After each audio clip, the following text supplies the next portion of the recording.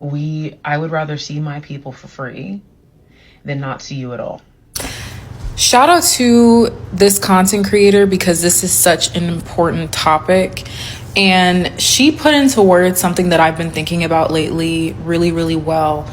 And when I first saw her video, I thought that she was going to go into where I'm about to kind of spin off from what she was talking about.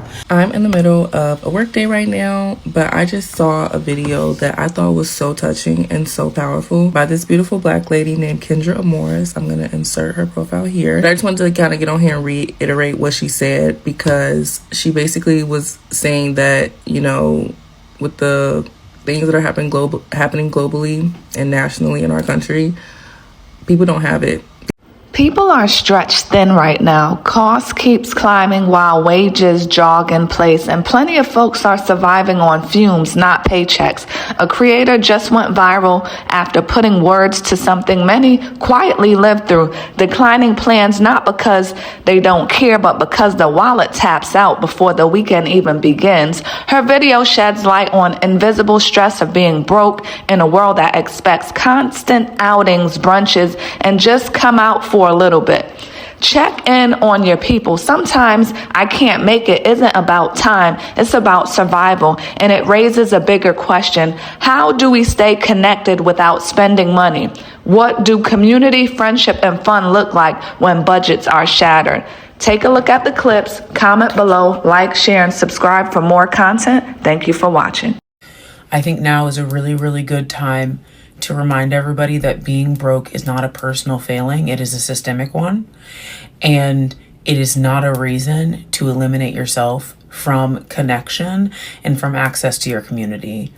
For many, many years, I appeared to be a really terrible friend because I was super flaky, because I was broke. And I was too ashamed and in too much financial depression to admit to my people that the reason why I couldn't go get coffee is because I had negative $25 in my bank account at any given day, and that was a good day. And I want to remind people that now is a really, really great time to offer accessible and free opportunities to see your friends. I am not the person that you need to go have dinner with. If I suggest dinner, babe, tell me let's go on a walk instead, and you don't have to say anything else. You don't have to say anything else. But we need to be incredibly aware of the fact that people ain't got it, and that's not a reason to not have community. Now is not the time to be ashamed of being broke. Now is not the time to shame the people we love for being broke. At the end of the day, we still need each other, and I will be damned if somebody that I love feels like they can't tell me that they ain't got it right now. Babe, none of us got it right now. Whether we're pretending we do or we don't, none of us got it right now. So we don't have to go to dinner. We don't have to get wine. We don't have to go shopping. Let's go on a walk. Come over to my house. We'll share a broke charcuterie of American cheese and Ritz crackers. That is good with me. Because I be having that anyway. But yeah, I'm really, really focusing in on the fact that we need each other now more than ever. And one of the greatest weapons and tools of capitalism is that it forces those who need relationships the most out of them because they don't have money to keep up, especially today. There is nothing to keep up with. When community truly exists, there is no price to pay. There is no price for entry. You do not need to go to a nice 4-course meal in order to have friendship with me. And we all need to be saying that to the people that we love. It is not the time to be too ashamed to say you ain't got it. And more importantly, on the other side of that, we need to be incredibly aware of the financial landscape of the world, the systemic landscape of the world, and the fact that people need to know that we are a safe place even when they don't got it, and that they are deserving of friendship with us. I would rather see my people completely for free, because you ain't got to trick me into a good time, because if I ain't got to spend money with you, I'm happy. I would rather see my people for free than not see you at all. I would rather see you broke than not see you at all. That's what we need to be telling our people. All right? Love you. I appeared to be a really terrible friend because I was super flaky because I was broke. I feel like I'm finally ready to talk about this. I'm so glad that Kendra made this video, because this is what I've been trying to express through like videos here and there about the impact of financial depression and how it literally translates into making friends and also losing friends. At the end of last year, up until about February, which was the end of my friendship breakup, I was in one of the deepest, darkest financial depressions of my life. I had just like gotten let go of my writing job that I had for about 2 years. It got me to Chicago. It sustained me for those 2 years, and then the contract was up. Contracts end, so did that position. And I've always been a person of faith that, you know, when one thing ends, like something else will come in. For a few months, nothing was coming whatsoever. Like being a freelancer, contractor, full-time content creator, there are times where if you don't have overlapping projects, there are moments where you just don't have nothing coming in for months. And everybody knows the downsides of net 30, net 60 and beyond. And waiting those 30 days for something to come and literally scraping things together when your friends still want to see you and you still want to hang out. And for me, you know, running an actual social club where I was still trying to build up that community, not only for myself, but other people. And you have expenses, you have Ubers you have to take, you have long distances you have to travel with, heavy boxes and setups and things like that. Those things cost money. So it was a very, very trying and hard time for me. And it just made this idea of what it really takes to sustain friendships through every season when your friends literally like don't have the means to do the things that they usually do.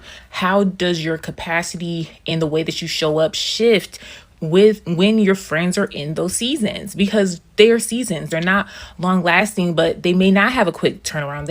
It may take 6 months to a year for them to get out of that.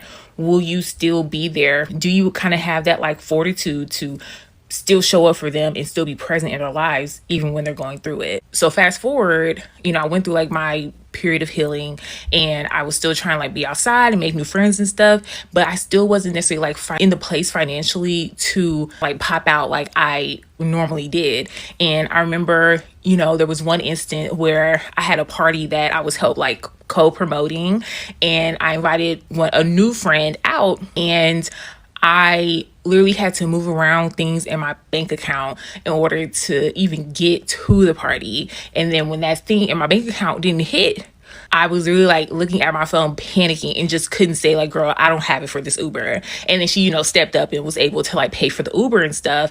And I was just so embarrassed the whole night. I was like, she's going to think I'm using her. She's going to think I'm a bum, because how do you have all this going on but don't have it to participate in? You know, there's so many feelings of judgment and shame that come up when these scenarios happen, and it really does make you come off as flaky. And that's never been me. But because of the financial situation and not having that rapport built up enough for newer friends to be like, hey girl, like I know that we're supposed to hang out, but like, and also not wanting to like cancel because you can't afford to do the things that you thought you were going to be able to do because that check didn't hit or that money didn't come in.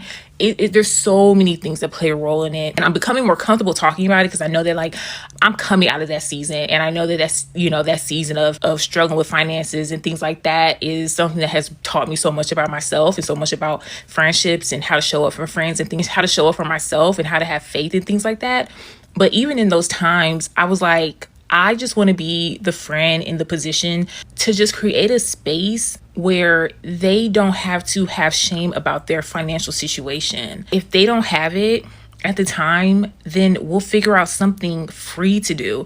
We'll do something at home. We'll bring something together. Because of the way that our economy is going at this moment, I think it's really going to put us in a position where we're going to really be relying on each other a lot more. And I just hope that these conversations continue to happen to really break the shame off of people, to not be afraid to talk through and talk about, you know, those seasons that can literally impact anybody. And I just remembered I literally wrote a Substack about the inconvenience of making new friends that touched on this. And if you want to check it out, it's linked in my bio. For many, many years, I appeared to be a really terrible friend because I was super flaky, because I was broke. And I was too ashamed and in too much financial depression to admit to my people that the reason why I couldn't go get coffee is because I had negative $25 in my bank account at any given day, and that was a good day. And I want to remind people that now is a really, really great time to offer accessible and free opportunities to see your friends. We really need to destigmatize this idea that if you're going through a bad financial situation, you can't spend time with your loved ones, especially for men. I notice when a lot of men are going through bad financial situations because society taught them that if you're not making any money, if you're broke, you're not worth anything. You shouldn't spend time with anyone. No one respects you. And because of all of that burden, they just disappear. I've seen so many people in my own lives going through bad financial situations and then they just completely disappear. And then when they come back, they're like, yeah, bro, I was broke. But spending time with me doesn't require money. And I wish people understood that your friends will cover you. Your friends do care for you. That's why they are your friends. It doesn't mean that we have to spend hundreds of pounds. But if I tell you, come chill at my house, and you're saying no because you're hypothesizing this idea that, oh, what if Dino wants me to order pizza and chip in?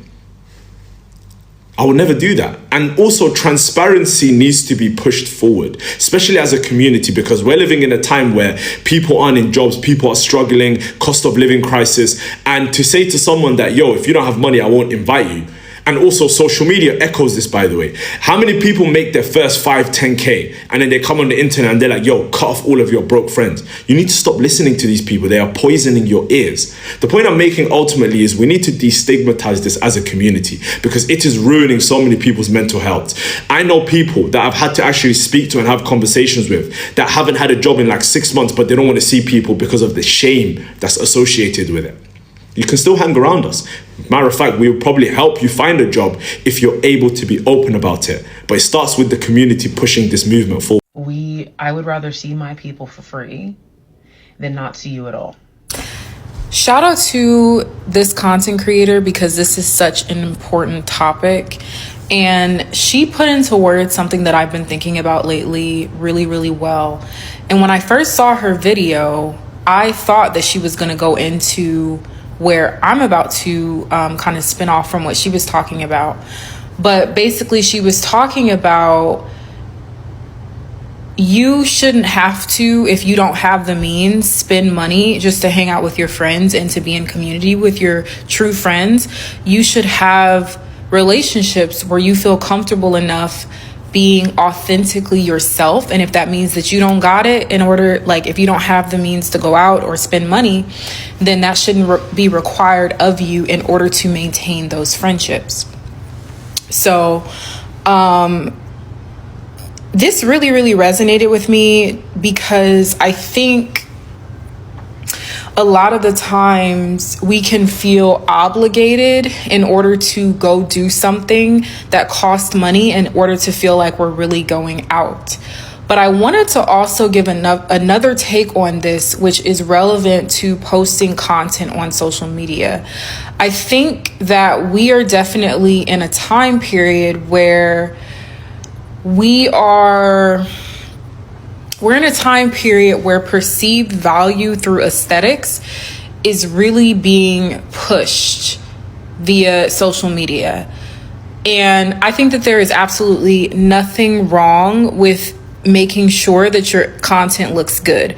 But it gets to a certain point where people are not necessarily able to keep up with certain things or certain aesthetics because it costs an exorbitant amount of money for the average person.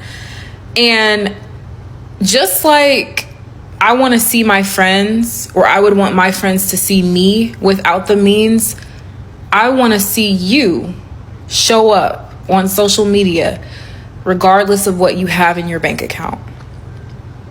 As long as you are comfortable with the way that you are presenting yourself online, trust that your message and the value that you deliver as a person that is the vehicle and the vessel for the message that you are providing, that is worth more than any aesthetic background, any material item that you could possibly have purchased in your video. You cannot buy authenticity. You cannot buy care. You cannot buy community. You cannot buy connection. So I really want to say to those people who have been sitting on content because they feel like they don't have the look or they don't have the aesthetic that we see kind of going around that's being popularized right now, go for it. Because number one, you never know what can happen, and then you'll be able to afford those things eventually anyway. But somebody needs your message right now. Somebody needs your message right now. So I hope this resonated with somebody today, and y'all have a good night. Incredibly aware of the fact that people ain't got it, and that's not a reason to not have community. If you had a toothache, if you had a flu, if you had a flat tire, you would seek professional help without shame. You should do the same thing with your money. If you need professional help managing your money, then get help. But don't be like some of the people that I see and I've managed on a daily basis, where they use your time, they use your resources, they use your intellectual property, and halfway through, they see a little bit of coin and then they go the wrong way. Or halfway through, they quit through the process because that person invested in you and you're supposed to be investing in yourself. So do the right thing, right? If you don't change your habits, those habits that got you there are going to be the same habits that keep you there. I'm in the middle of a work day right now, but I just saw a video that I thought was so touching and so powerful by this beautiful black lady named Kendra Amoris. I'm going to insert her profile here. But I just wanted to kind of get on here and reiterate what she said, because she basically was saying that, you know, with the things that are happening globally and nationally in our country, people don't have it. People are broke. And, you know, especially being a girl in her like late 20s, early 30s or whatever, just in your 20s, like, you know, friendship is a pillar and everybody wants to go out and get drinks and stuff like that. But like, people might not have it. And it's really important now that you make sure that your friends know that they can still see you and you guys can still like have a friendship without a dollar amount attached to it. And it was just so powerful to me because she spoke on like times herself where she would look like a bad friend because she had to literally flake on plans. And that is something that I identify with so deeply as somebody from a certain socioeconomic background and who is, you know, pretty much like self-sufficient. Like, there have been so many times where I had to like literally flake on plans and say sometimes anything. Like, I have definitely made up like extravagant lies to like not go to something or like drop out of something because I literally did not have the money to do it. Like I literally cannot go to this thing with you. And then of course it's like really, it doesn't feel good. It's humiliating. Like, it doesn't feel good. And then, you know, sometimes like people will probe. And then of course I've definitely had people like, I have good friends in my life, so they'll be like, oh, I'll pay for you. But like, that obviously like doesn't feel good if you're always the friend who can't afford stuff. So it's really good to like try to have no spend days with your friend, especially right now because we're all broke. Well, a lot of us, not everybody, but a lot of us are. And if you're not broke, you're just like, we're in a recession. It's just not a great financial time for a lot of people. And especially now that we need community with what's happening politically, right now is a really important, and like, I cannot stress enough how important it is to like have a community right now. And one way to build community is to like have friends, blah, blah, blah. That is the most pivotal thing for everybody to have right now, especially black people in all communities of color, especially black people who are lower income. So that was just a message that I saw and really, really sat with me and impacted me. So I wanted to reiterate it, spread the message. Think of ways that you can build your community and cultivate your community without it costing money. I think now is a really, really good time to remind everybody that being broke is not a personal failing. It is a systemic one. And it is not a reason to eliminate yourself from connection and from access to your community. For many, many years, I appeared to be a really terrible friend because I was super flaky because I was broke. I need y'all to go watch my video, and I'm gonna say this real quick. As someone who speaks about my experiences in a very transparent, financial depression is absolutely real. 3 years ago, we moved to a new state. During that time, everything was good. The second year, I had an accident that kept me from being able to do anything with my right hand, which meant that doing hair, doing work was damn near impossible. But I still was trying to do that shit with my left hand. I was still trying to figure shit out because I didn't want to be financially broke, because I did have a negative in my account. I did have issues where I had to get an extension on my extension because shit just happened that we, even reaching out to social media and everybody helping me out financially, because hey, here I am at a point where I need help. I've helped everybody else out, and I can't tell you how many times a motherfucker will sit in my face, tell me all these sob stories, and here I am helping them out, and then when they get on their feet and they doing good, they flashing money, but you think the motherfuckers ask me for anything? I had motherfuckers tell me, well, they didn't call me, she didn't tell me what she was going through. I don't have to tell you what I'm going through for you to know that I need help. Especially if you're my friend, if we're family and stuff like that, because there's plenty of time motherfucker will tell me all they sob stories and I'm there to help them regardless. You ain't got no food, well, let me send you something. You ain't got this, and people forget what you have done for them. But I'm not going to hold anybody to anything, because don't nobody owe me anything. I did that from the goodness of my heart. But I'm telling you that financial depression is fucking real. And just because you assume people got it, they ain't got it. As someone who has also been a hairstylist for many years, I've had these people sitting down in my chair, these content creators, these influencers, these people that you think got money. They selling ass, they selling feet, they selling everything. And I'm not judging them. But these be the same people that get on this motherfucking internet and talk shit about folks who are on food stamps. How dare you? Y'all gotta understand this. Life is hard for everybody. Life is hard for everybody. And unless your ass is a millionaire or billionaire status, it could easily be you. So be mindful of your friends. Be mindful of your financial situation as well now, because it could happen to you. Companies sell all the time. Employees, I knew somebody that worked for a company for 30 years, broke down crying because he gave his all to that company and they sold that shit and their pensions and shit was gone.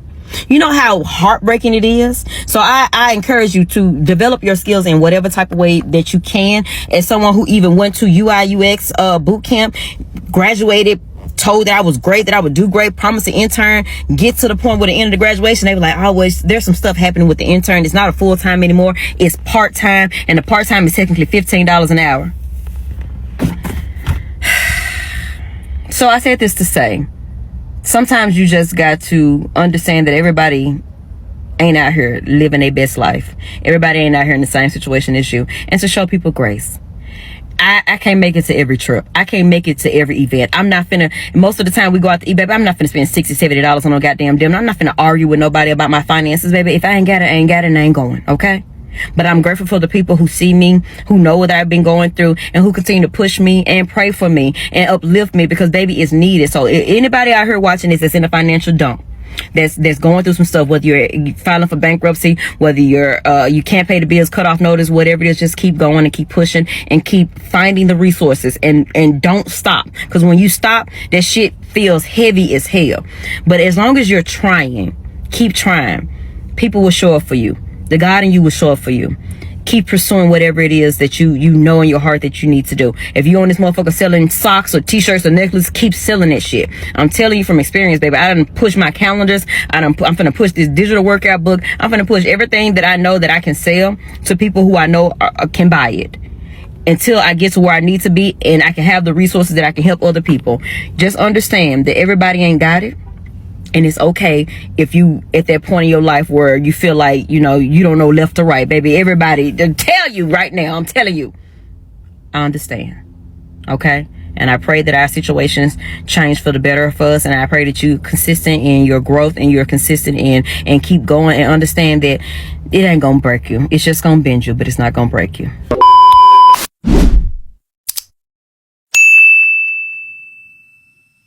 Is a systemic one, and it is not a reason to eliminate yourself. Continuing with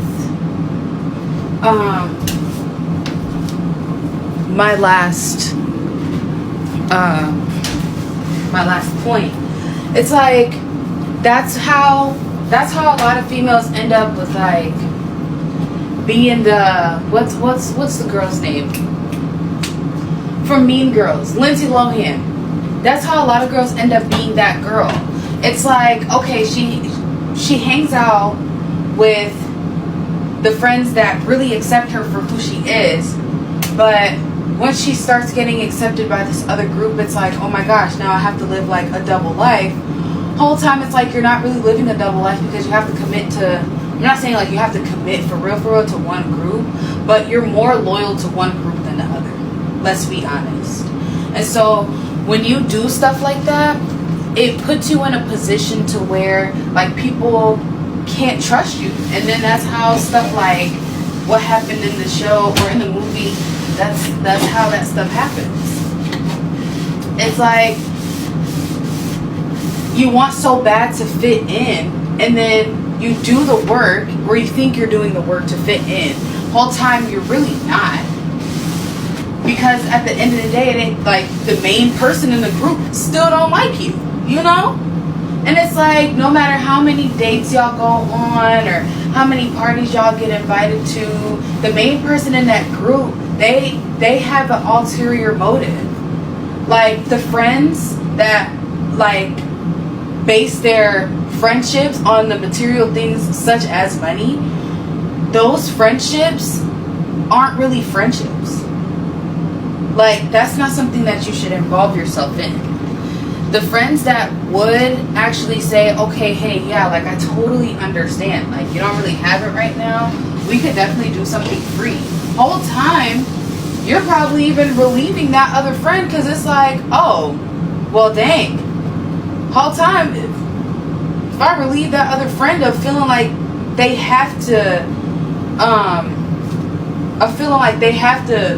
be a certain type of way around me, that's what really builds like that sisterhood. And I feel like a lot of y'all are missing that. And that's personally why, like, when it comes time for friendship building and stuff, like, no female can really convince me to be their friend. I'm sorry. Like, sorry, not sorry. Like, I would really have to see your fruits and see how you are outside of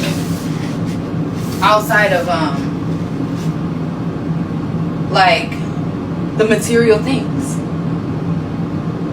It's sad. It's honestly a sad truth. And of course, like, nobody wants to hear it. Nobody wants to say, oh, well, you know, like, I am guilty of it. But it's better to say that you're guilty of it and allow people that space to be vulnerable and things like that, rather than saying, oh my gosh, yes, every time we go out, like, we have coffee dates, like, we can't invite her to our coffee dates. What if, like, she doesn't get the same coffee as us? Or, oh, like, we always go out to this restaurant. Like, me and my friends, oh, not gonna lie, every once in a while, we'll hit up Barcelona. And Barcelona is, I feel like their prices are fairly cheap. Like, for a nice little restaurant, bar, yeah. So it's like, I definitely think that once in a while, the getting together to go out those places and like bonding over stuff like that, like having a glass of wine or like sharing a charcuterie board, like, yeah, that stuff is like fun. But at the end of it all too, like, it's really those moments where y'all are sitting in the car and the tunes is bumping and like y'all are just like riding around, that like really make those friendships, because like you're really able to talk and stuff, you know, really just like be in that experience. I don't know, I'm just talking. I think now is a really, really good time to remind everybody that being broke is not a personal failing. It is a systemic one. And it is not a reason to eliminate yourself from connection and from access to your community. So I loved that TikTok. If you haven't seen the full thing, I will link it below. But Kendra is right. It shouldn't have to cost a lot of money in order to stay connected to your friends and to your community. So I wanted to add on to that, specifically how your local library can help you stay connected with your friends for free or for cheap. So the first and hopefully the most obvious thing is to hang out at the library. Sometimes libraries get the stigma of being a place where you have to be silent. silent, but that is far from the case at the majority of libraries, or at the very least they'll have like, this is a quiet space, this is more of a hangout space where you can get louder, but think coffee shop vibes, but with all those books around. Immaculate vibes. Second thing you can do is go to a library program with your friend. I've heard some feedback about people feeling a little anxious going to programs by themselves because they're afraid it's going to be awkward or whatever. So I'd really encourage you to take a friend with you, have a new experience together, and I think you're going to be pleasantly surprised by how much fun you have together. Third thing is taking advantage of your library's makerspace, library of things, collections of items you can borrow, etc. Whether it is related to a hobby, or in the case of one of my local public libraries actually has a cake pan collection, a lot of these uniquely shaped cake pans. So one idea that I had with that is you and your friend borrow a cake pan, you get some like box mix or whatever, make a cake together, enjoy. That sounds like a fun afternoon to me, but libraries have all sorts of things that you can borrow. Along that note, obviously libraries have books that you can borrow, including books covering different hobbies, different crafts, and cooking once again, especially cookbooks that focus on budget meals. You pick a book out, decide on a recipe to cook together, and enjoy the fruits of your labor. I would really enjoy that. And finally, don't sleep on your library when it comes to movie night. Streaming is getting expensive. I know there are other reasons for people not wanting to buy into the whole streaming service thing regardless. Either way, your library more than likely has a ton of DVDs that are available for borrowing that you can use for movie night. Whether it's you already have a DVD player, or DVD players that have the little USB connection for your computer come pretty cheap as well. And that in the long term is going to be a lot less expensive than paying every month for a streaming service. And depending on how well funded your area is, I know there are some libraries that are pretty well stocked with newer movies as well, where they're getting them as soon as they release. But those are just a few ideas. Take advantage of the stuff that is at your library, because it helps your library, it helps you, and you're able to stay connected with your friends and your community.